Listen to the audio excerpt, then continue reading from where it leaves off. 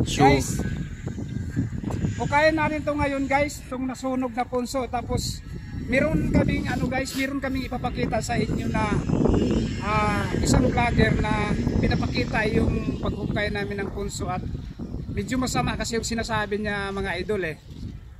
Basta hindi na lang namin ulitin yung sinasabi niya. Basta panoorin nyo mga idol, ipapakita namin yung video namin na ginagamit niya mga idol. Dinikit niya sa punso na pinagpaniwalaan niya. May kaibigan daw siyang John at Marie at Jennifer. Ayan, Jennifer. So ayun guys, tinatanong niya yung si paring John niya ay kaibigang John at Marie at Jennifer kung ang paghukay daw namin ng punso kung masama ba daw. Sumagot naman daw yung Dewinde na base sa explanation niya, kasi yung salita na maririnig mo sa kunyari Dewinde hindi naman malinaw mga idol. Pero siya nag-explain bawal daw at may mangyari daw sa amin hindi masama. So ito na ngayon mga idol, i-try kaya natin. Kasi punso din naman to sa paniniwala. Ayun mga idol, ipapanood namin yung video na ginagamit niya. So din na lang namin ipapakita yung pangalan niya mga idol. Manood lang kayo guys. Sana wag na kayo magalit sa akin kasi ito hanap buhay talaga namin to. Babayaran kami nito guys.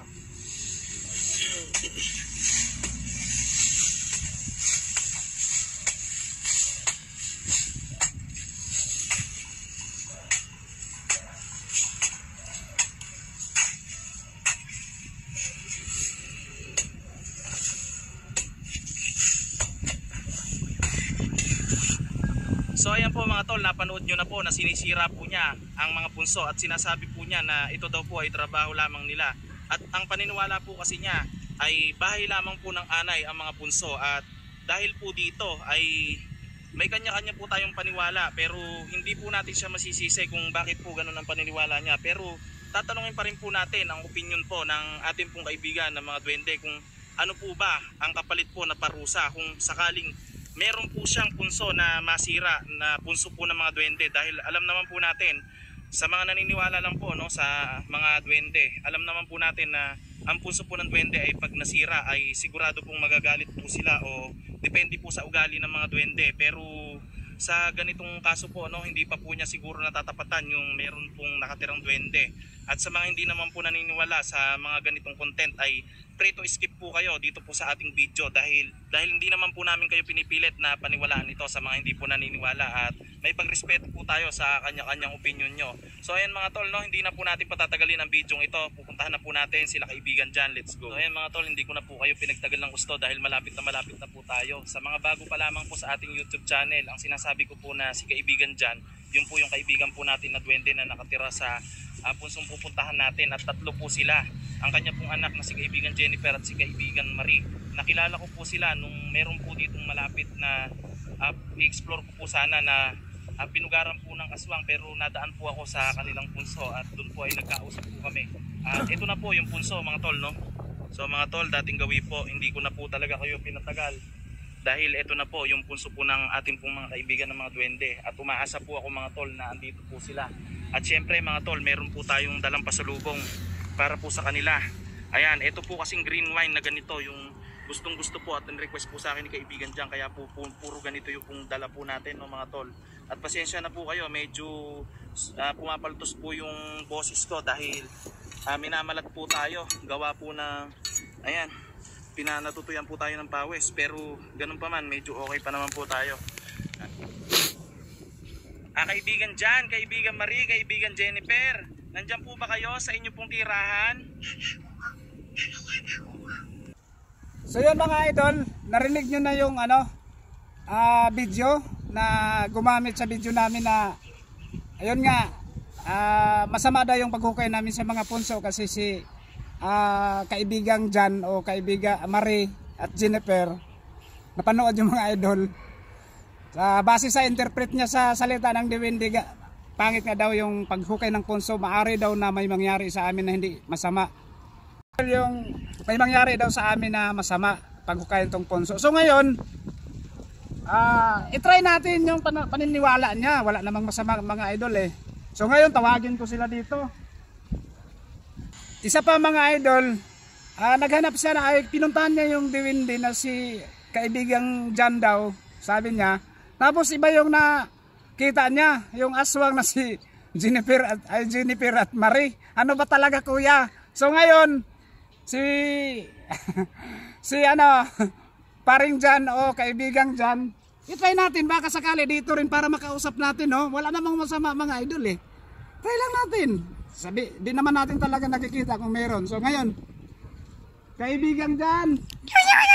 Uy. May narinig kayo mga idol?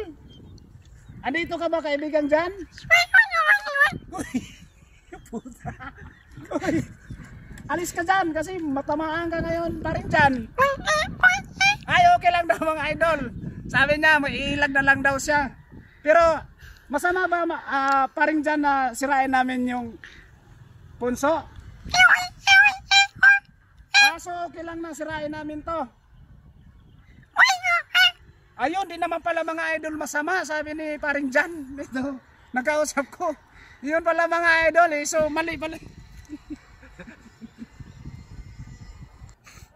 So, idol ay kaibigang Jan. Okay lang sirain namin to. Ayan mga idol, ang sabi niya mga idol, okay lang daw pala sirain to. Sabi niya wag daw kayo maniwala yung isang vlogger na nagsasabi na bawal sirain to kasi ang totoo daw, hindi talaga nila to bahay. Yung bahay daw nila talagang totoo, kinakain din ng anay. Anay daw pala talaga laman nito, hindi talaga diwindi. Sabi nga ni kaibigang Jan, kaibigan na rin lang tawag ko kasi yun naman yung tawagan nila ng isang vlogger eh, para maging kaibigan ko na rin siya. Sabi nga niya, wag daw paniwalaan yung isang vlogger kasi binaliktad daw yung katotohanan kaya sirain daw talaga lahat ng punso. So yun mga idol, kasi pinayagan naman tayo ni kaibigang Jan, ano pang hinihintay natin? Go!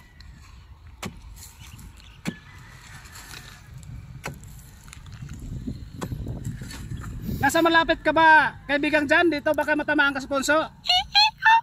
Ay, malayo daw siya. So sige, salamat kaibigang Jan.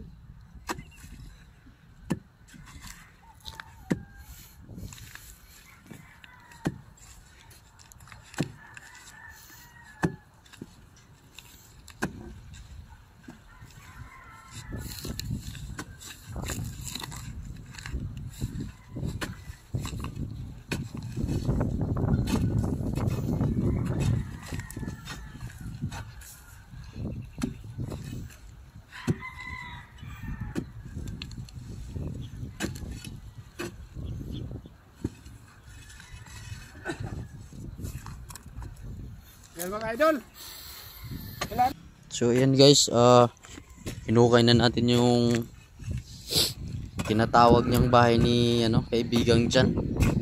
So awa ng si kaibigang Jan, umalis na rin naman. Andun daw siya sa SM ngayon. Huwag daw paniwalaan yung sasabi na hindi sirain mga idol. Kalukuhan lang daw yun.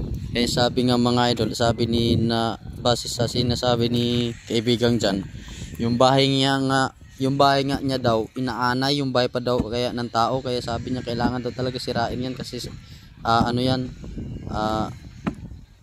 mga bahayan, bali tawag niyan salot ba sa Bisaya mga idol. Ayun. Kaya kailangan talaga daw sirain, sabi ni kaibigang Jan.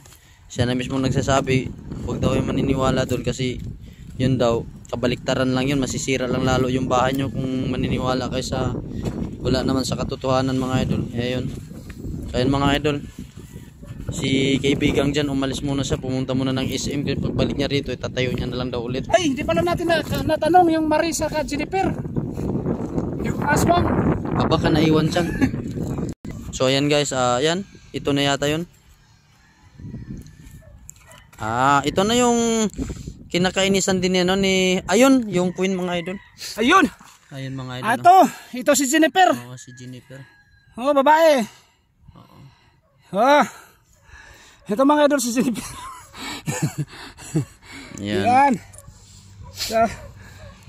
So, yun mga idol. So, hindi na kasi siyempre gusto niyo naman din paring dyan kasi na ano talaga tanggalin kasi yung bahay niya nga daw yan. Bakit daw tinitira ng anay? Ito mga idol, ang sinasabi niyang isang vlogger na ano, hindi ang alang laman. Ito, ayan oh. Ayan. Hindi ko alam kung sino yan, si Mariba o si Jennifer. Paring Jan! Sino ba to paring Jan? Si Jennifer o si Mare? Oh, wala daw Mare. Wala daw Mare sabi niya. Yung sinasabi ng isang vlogger. Hindi sabi niya paring Jan, di daw niya kilala ng Mare saka Jennifer. Baka daw ano yun. Si Marites daw, may Marites daw na ano, kilala niya. Pero Jennifer saka ano, Mare wala. So yung mga idol, si Marites pala yung si Marites.